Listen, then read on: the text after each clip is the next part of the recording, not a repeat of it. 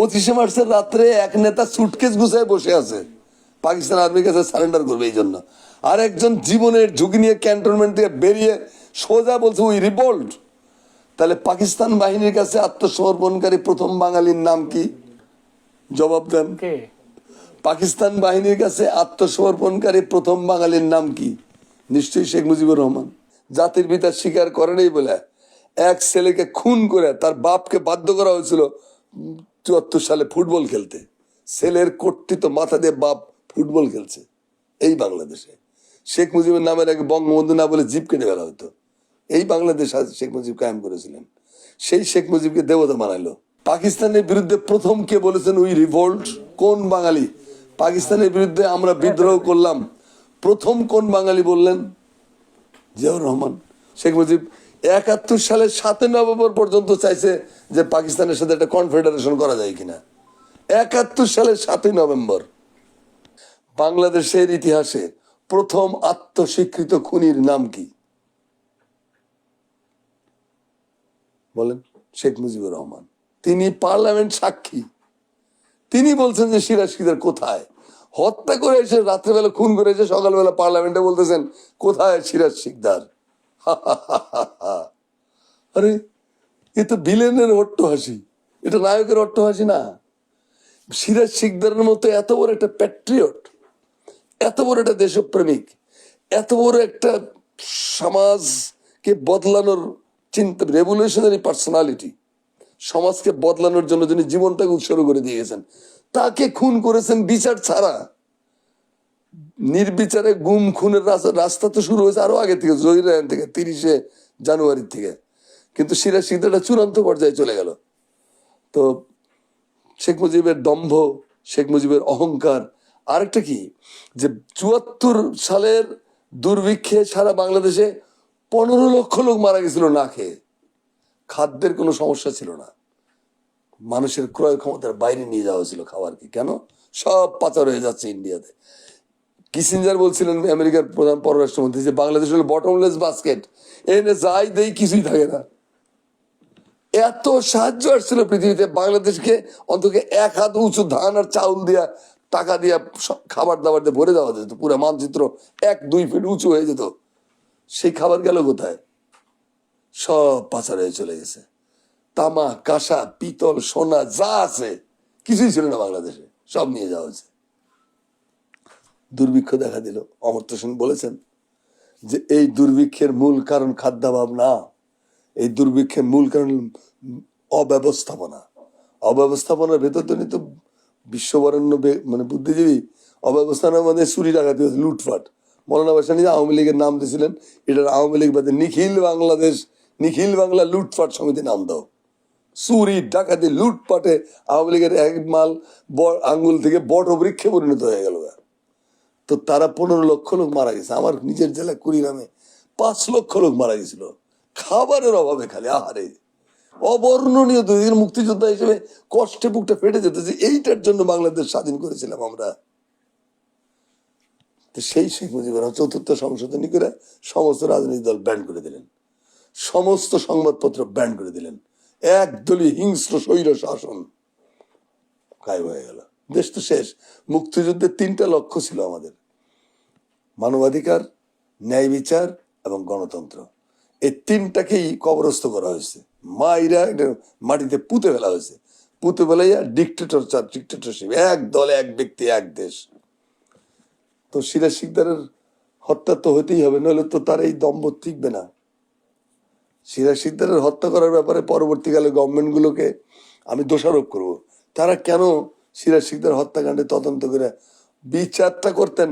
যেগুলো মারা গেছে এগুলো মানুষ তো চিহ্নিত করে রাখতে পারতো, কেন করা হয়নি? খুবই দুর্ভাগ্য এটা আমাদের। অনেক হত্যাকাণ্ডের বিচার হয়নি, হওয়া উচিত ছিল, কেন হয়নি? আচ্ছা, মানে স্বাধীনতার পর থেকে এখনো অবধি আমরা একটা জিনিস লক্ষ্য করেছি, বা আপনাকে প্রশ্ন করতে চাই, একজন মুক্তিযোদ্ধার কাছে জানতে চাই, যে মাওলানা আব্দুল হামিদ খান ভাসানী বা জেনারেল এম ওসমানী, তাদেরকে স্মরণ করা হয় না ঠিক মতো, এটা কেন?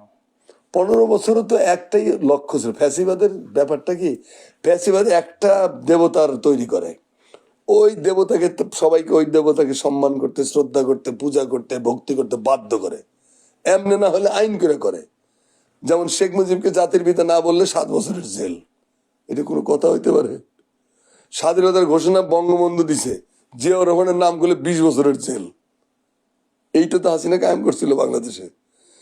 রসুলের গালিগালাজ করলে কোনো শাস্তি নেই, আল্লাহর গোষ্ঠী তুলে গালিগালাজ করলে কোনো শাস্তি নেই। কিন্তু শেখ মুজিব আর প্রধানমন্ত্রীকে কটূক্তি করলে চাকরি যায় 7 বছর জেল, 10 বছর জেল। এটা তো আমরা দেখছি। হেফাজতের লোকগুলো এখানে কি অপরাধ করছিল, তাদেরকে মেরে ফেলাইলেন, শত শত লোককে মেরে ফেলেছে, লাশগুলো কিন্তু গায়েব করে দিছে।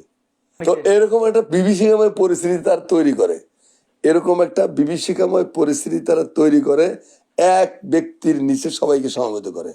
ওইটা ছাড়া আর কিচ্ছু নাই। তার আশেপাশে কোনো কিছু থাকতে না, একটা দেবতা এভারেস্টের মধ্যে উঁচু করে তুলে ধরে তারা, ওইটাকে পুঁজি করে করে কেটে খায়।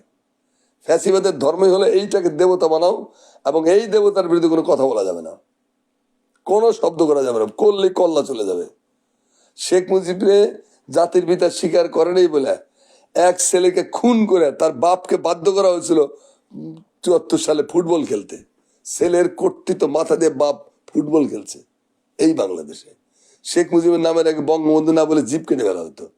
এই বাংলাদেশ শেখ মুজিব কায়েম করেছিলেন।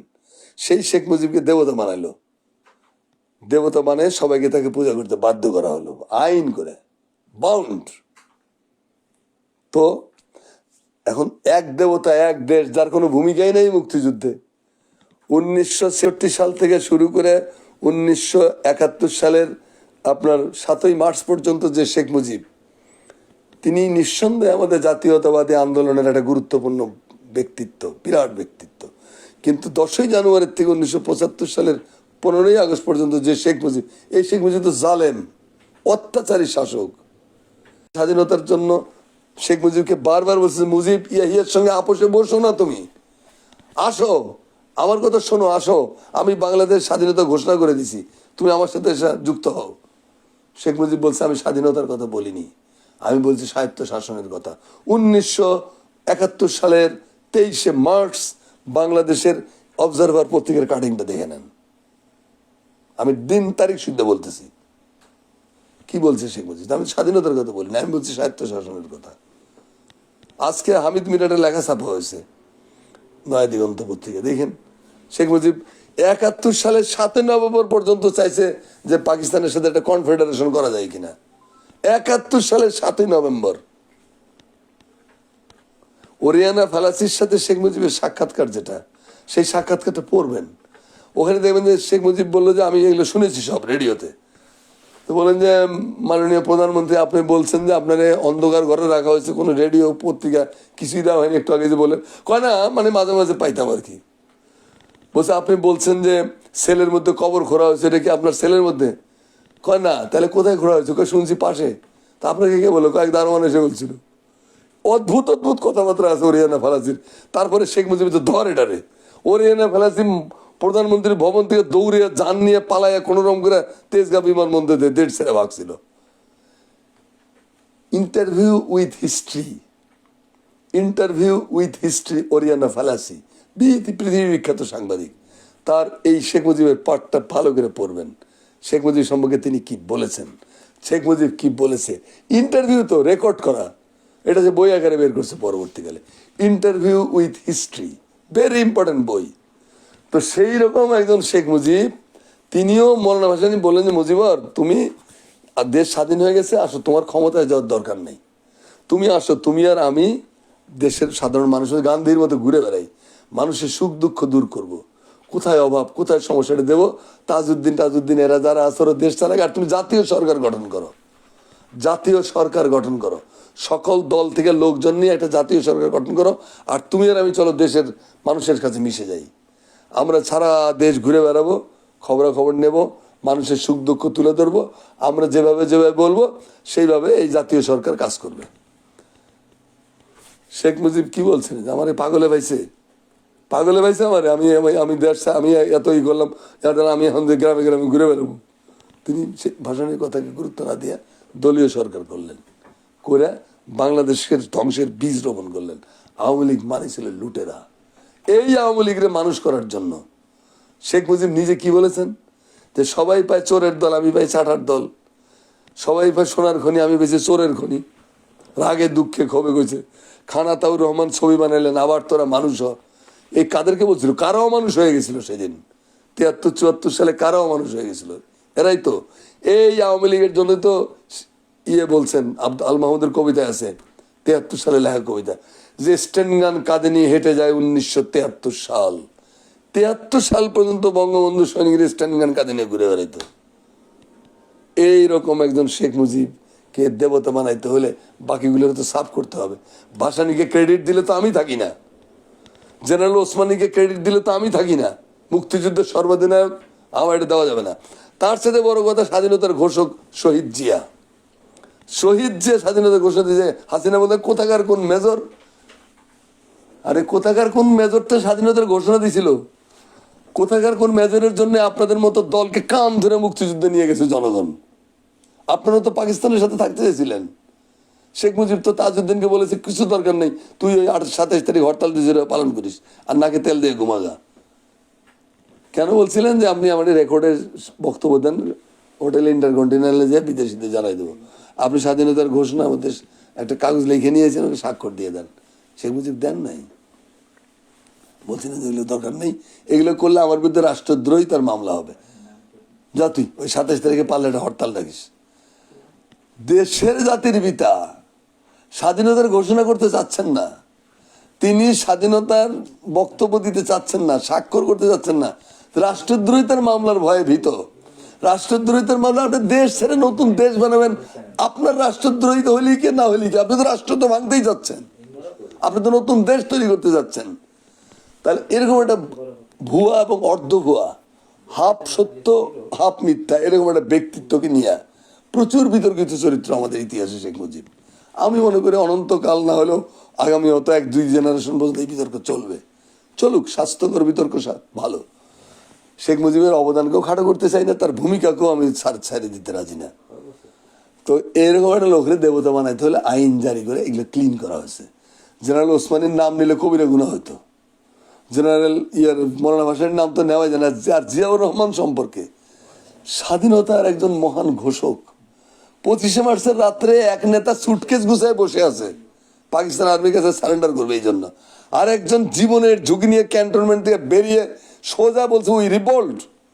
তাহলে পাকিস্তান বাহিনীর কাছে আত্মসমর্পণকারী প্রথম বাঙালির নাম কি? জবাব দেন। কে? পাকিস্তান বাহিনীর কাছে আত্মসমর্পণকারী প্রথম বাঙালির নাম কি? নিশ্চয়ই শেখ মুজিবুর রহমান। পাকিস্তানের বিরুদ্ধে প্রথম কে বলেছেন উই রিভোল্ট? কোন বাঙালি? পাকিস্তানের বিরুদ্ধে আমরা বিদ্রোহ করলাম, প্রথম কোন বাঙালি বললেন? জিয়াউর রহমান। প্রথম কোন বাঙালি বলে আজকে আমরা স্বাধীন? জিয়াউর রহমান। জিয়াউর রহমানের কাছে চিরকালের জন্য ছোট হয়ে আছে, ভাসানীর কাছে ছোট হয়ে আছে, জেনারেল ওসমানের কাছে ছোট হয়ে আছে। অতএব এইগুলো ইতিহাস থেকে মুছে দিয়েছে। ইভেন যে তাজউদ্দিন, যিনি বেসামরিক প্রশাসনের নেতৃত্ব দিয়েছেন, তাজউদ্দিনকে তো মন্ত্রিসভাতে বের করে দিয়েছিল শেখ মুজিব, বাট বের করে দিয়েছে। তাজউদ্দিনকে তো পাত্তাই দিত না, তাজউদ্দিনের নামও তো ছিল না। তাহলে শুধু এক শেখ মুজিব, মহামহিম শেখ মুজিব, মুজিব দ্য গ্রেট, হাজার যুগের হাজার বছর কি কি কয় না ওরা, মুক্তিযুদ্ধের সর্বাধিনায়ক, মানে হাজার যুগের হাজার কালের সর্বকালের শ্রেষ্ঠ বাঙালি। তো শ্রেষ্ঠ বাঙালি বানাইয়া আপনি আমাদেরকে আইন জারি করে বাধ্য করছেন তাকে পূজা করতে, তাকে মানতে কান ধরে বাধ্য করছেন আমাদেরকে। তো এই বাধ্য করতে গিয়ে আপনি বাকিগুলো সেটে দিয়েছেন। নাহলে না সেটে দিলে শেখ মুজিবের মাথা বড় হয় না, আশেপাশে ঝাড় জঙ্গল কাটে দিলে ছোট গাছও বড় গাছ হয়ে যায়। আচ্ছা, শেখ মুজিব তাই হয়েছিলেন।